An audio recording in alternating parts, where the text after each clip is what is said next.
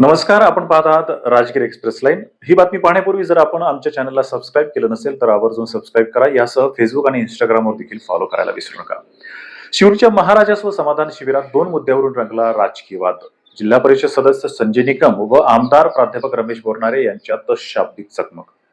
महाराष्ट्र शासनाच्या महसूल विभागातर्फे मुख्यमंत्री देवेंद्र फडणवीस यांच्या वाढदिवसानिमित्त तसेच दिवंगत उपमुख्यमंत्री अजितदादा पवार यांच्या जयंतीनिमित्त 30 जुलै रोजी आयोजित छत्रपती शिवाजी महाराज महाराजस्व समाधान शिबिर अभियान शिरूर येथील श्री संत शंकर स्वामी महाराज मंगल कार्यालयात पार पडले. मात्र नागरिकांच्या समस्या सोडवण्यासाठी आयोजित या शिबिरात 2 वेगवेगळ्या मुद्द्यावरून राजकीय वातावरण चांगलंच तापलं. कार्यक्रमाच्या सुरुवातीलाच जिल्हा परिषद सदस्य संजय पाटील निकम यांनी आपल्या भाषणात निमंत्रण पत्रिकेतील त्रुटीबाबत नाराजी व्यक्त केली. जिल्हा परिषद व पंचायत समिती सदस्यांना योग्य स्थान देण्यात आले नसल्याचा आक्षेप त्यांनी यावेळी घेतला.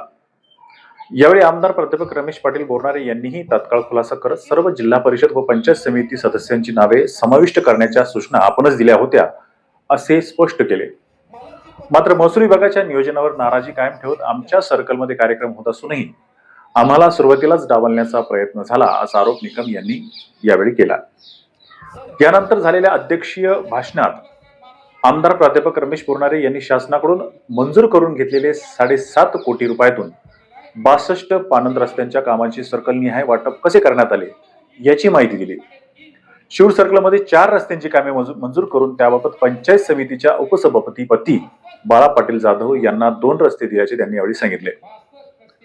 यावेळी बाळा पाटील जाधव यांनी मी 10 रस्त्याची कामे पूर्ण केली असे आमदार यांना सांगितले असे आमदार प्राध्यापक रमेश बोरनारे यांनी आपल्या भाषणात सांगताच त्यावर जिल्हा परिषद सदस्य संजय पाटील निकम यांनी उठून उभे राहत तत्काळ यावर आक्षेप घेतला. मी स्वतःच्या खिशातून 10 लाख रुपये बाळा पाटील यांना देऊन रस्त्याची कामे करून घेतली. बाळा पाटील यांच्याकडे केवळ व्यवस्थापन होते असा प्रतिदावा यावेळी केला. यानंतर सभागृहात काही काळ शाब्दिक चकमक रंगली. निकम यांनी मध्येच उभे राहत माईक ताब्यात घेत आपली भूमिका मांडण्याचा प्रयत्न केल्याने वातावरण काही काळ तणावपूर्ण झाले. या आरोप प्रत्यारोपामुळे उपस्थित नागरिकांचे लक्ष शिबिराच्या मूळ उद्देशापेक्षा राजकीय वादाकडेच अधिक वेधले गेले.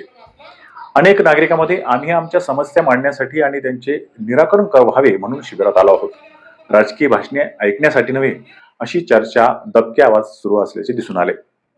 एकूणच नागरिकांच्या समस्या सोडवण्यासाठी आयोजित करण्यात आलेले महाराजस्व समाधान शिबिर हे निमंत्रण पत्रिकेवरील वाद आणि पानंद रस्त्याच्या कामाच्या श्रेयवादावरून झालेल्या शाब्दिक चकमकीमुळे चर्चेचा विषय ठरले. तर ही होती आजची महत्वाची बातमी. अशाच बातम्यांसाठी पाहत रहा राजगीर एक्सप्रेस लाईन. धन्यवाद.